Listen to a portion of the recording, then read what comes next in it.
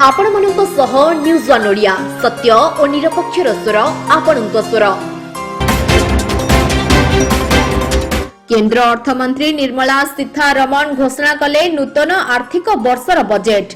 बजेट्र प्रमुख दिगगुड़िक हेला प्रथम आयकर छाड़ सीमार हेबनाही परिवर्तन, केवल 75 वर्षर ऊर्ध्व व्यक्ति पेंशन पाइथिले देबे नहीं आयकर। द्वितीय स्वास्थ्य, कृषि, ग्रामांचल विकास और बैंकिंग को गुरुत्व दैछंती केंद्र सरकार। तृतीय स्वास्थ्य क्षेत्र पई 2.23 लाख कोटी टंकार व्ययबराद घोषणा। चतुर्थ गत वर्ष तुलन में स्वास्थ्य क्षेत्र में 137% बजेट वृद्धि। पंचम आगामी 6 वर्ष में स्वास्थ्य भित्तिभूमि विकास पाई खर्च हेब 64,180 कोटी। षष्ठ कोरोना टीकाकरण पाई 35,000 कोटी टंकार व्ययबराद। सप्तम बैड लोन पाई गठन हेब आसेट मैनेजमेंट कंपनी। अष्टम जीवन बीमा क्षेत्र में विदेशी पुंजी निवेश सीमा 49% 74% को। नवम विनिवेश को गुरुत्व 2022 रे बिक्री हेब LIC IPO। दशम चाषी को 16.5 लाख कोटी ऋण जोगाई देबाकू लक्ष्य धार्य करा जायछि। भारतीय मानक आत्मविश्वास बढ़ेबा भली बजेट प्रस्तुत करा जायछि बोली मतव्यक्त करिसेंती प्रधानमंत्री। एकादश सुना, रूपा, तंबा, लुहा इत्यादि मूल्य सस्ता होइतबा बेले विदेशी मद, मोबाइल चार्जर इत्यादि मूल्य महंगा होइछि। नमस्कार। वर्ष 2021 का बजट असाधारण परिस्थितियों के बीच पेश किया गया है। इसमें यथार्थ का एहसास भी और विकास का विश्वास भी है। कोरोना ने दुनिया में जो प्रभाव पैदा किया, उसने पूरी मानव जाति को हिलाकर रख दिया है। इन परिस्थितियों के बीच आज का बजट भारत के आत्मविश्वास को उजागर करने वाला है और साथ ही दुनिया में एक नया आत्मविश्वास भरने वाला है। आज के बजट में आत्मनिर्भरता का विजन भी है और हर नागरिक, हर वर्ग का समावेश भी है। हम इस बजट में जिन सिद्धांतों को लेकर चले हैं वो हैं ग्रोथ के लिए नए अवसरों, नई संभावनाओं का विस्तार करना, युवाओं के लिए नए अवसरों का निर्माण करना, मानव संसाधन को एक नया आयाम देना, इंफ्रास्ट्रक्चर निर्माण के लिए नए नए क्षेत्रों को विकसित करना, आधुनिकता की तरफ आगे बढ़ना, नए सुधार लाना। साथियों, नियमों और प्रक्रियाओं को सरल बनाकर आम लोगों के जीवन में ईज ऑफ लिविंग को बढ़ाने पर इस बजट में जोर दिया गया है।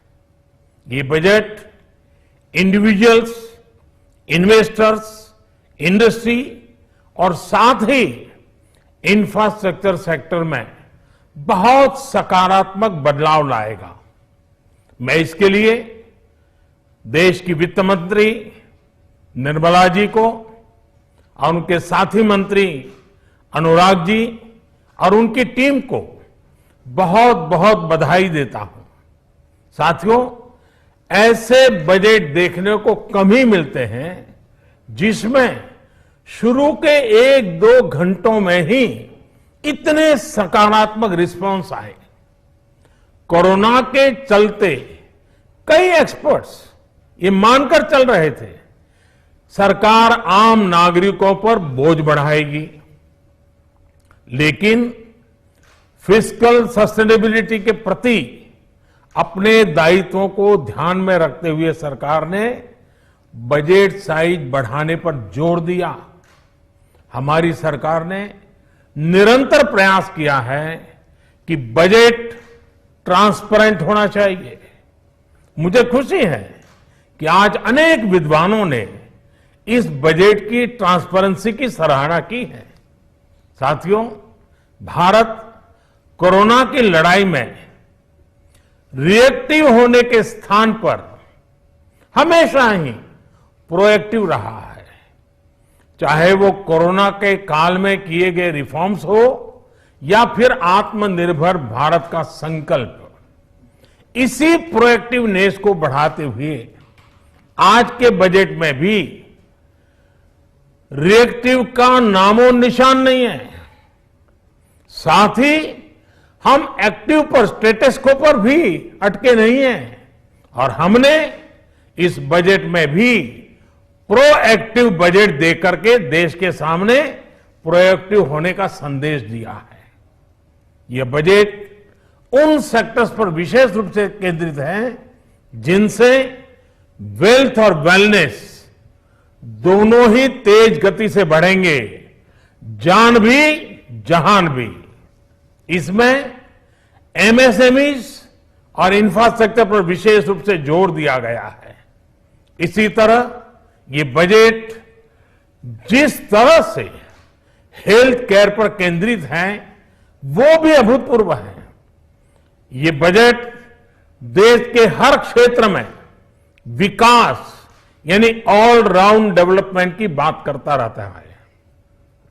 खास तौर पर मुझे खुशी है कि इस बजट में दक्षिण के हमारे राज्य, पूर्वोत्तर के हमारे राज्य और उत्तर में लेह लद्दाख जैसे क्षेत्रों में विकास पर विशेष ध्यान दिया है।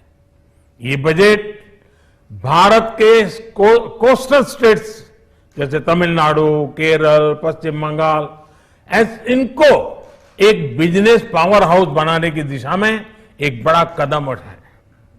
नॉर्थ ईस्ट के राज्य जैसे असम के अनएक्सप्लोर्ड पोटेंशियल को टैप करने में बजट बहुत बड़ी मदद करेगा। इस बजट में जिस तरह से रिसर्च एंड इनोवेशन इकोसिस्टम पर बल दिया गया है, जो प्रावधान किए गए हैं, उनसे हमारे युवाओं को ताकत मिलेगी। भारत उज्जवल भविष्य के लिए बहुत ठोस कदम रखेगा।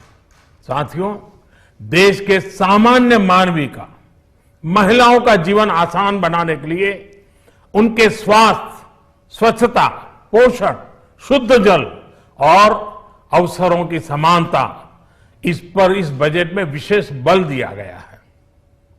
बजट में इंफ्रास्ट्रक्चर पर खर्च में अभूतपूर्व वृद्धि के साथ साथ कई व्यवस्थागत सुधार किए गए हैं, जिसका बहुत बड़ा फायदा देश में ग्रोथ और जॉब क्रिएशन, रोजगार के लिए बहुत लाभ होगा।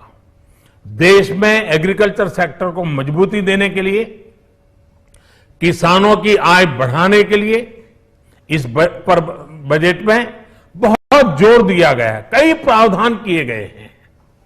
एग्रीकल्चर सेक्टर में किसानों को और आसानी से और ज्यादा ऋण मिल सकेगा। देश की मंडियों को यानी एपीएमसी को और मजबूत करने के लिए, सशक्त करने के लिए एग्रीकल्चर इंफ्रास्ट्रक्चर फंड से मदद का प्रावधान किया गया है। ये सब निर्णय ये दिखाते हैं कि इस बजट के दिल में गांव है, हमारे किसान है। एमएसएमई सेक्टर को गति देने के लिए, रोजगार के अवसर बढ़ाने के लिए इस बार एमएसएमई सेक्टर का बजट भी पिछले साल की तुलना में 2 गुना से ज्यादा कर दिया गया है। साथियों, ये बजट आत्मनिर्भरता के उस रास्ते को लेकर आगे बढ़ा है जिसमें देश के हर नागरिक की प्रगति शामिल है। ये बजट इस दशक की शुरुआत की एक मजबूत नींव रखने वाला बजट है। सभी देशवासियों को आत्मनिर्भर भारत के इस महत्वपूर्ण बजट के लिए मैं बहुत बहुत शुभकामनाएं देता हूं। फिर से एक बार वित्त मंत्री जी और उनकी टीम को बहुत बहुत अभिनंदन करता हूं, धन्यवाद करता हूं।